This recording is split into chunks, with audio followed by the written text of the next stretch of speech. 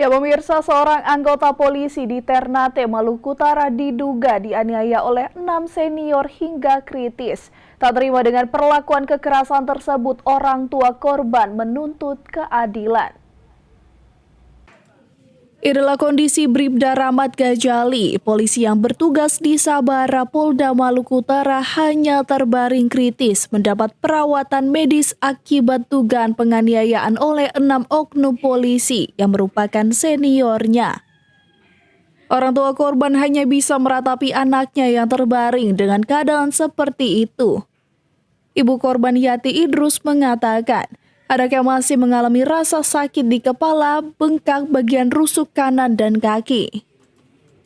Tak terima diperlakukan demikian, Yati menuntut keadilan atas dugaan kekerasan terhadap anaknya Bribda Rahmat.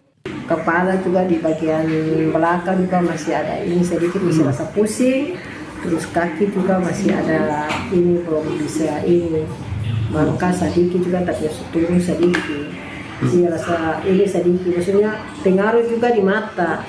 Yang kelihatan begitu kalau macam ya kalau dia agak lama sedikit juga sudah rasa kayak pusing begitu.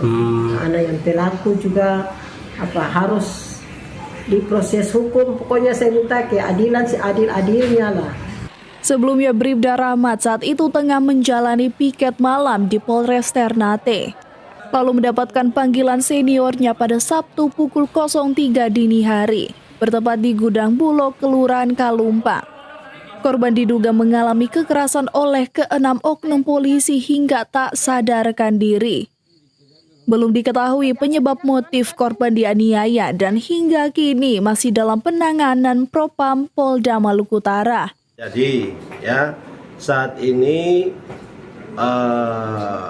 peristiwa ini sudah dilaporkan oleh pihak keluarga dan sudah ditangani.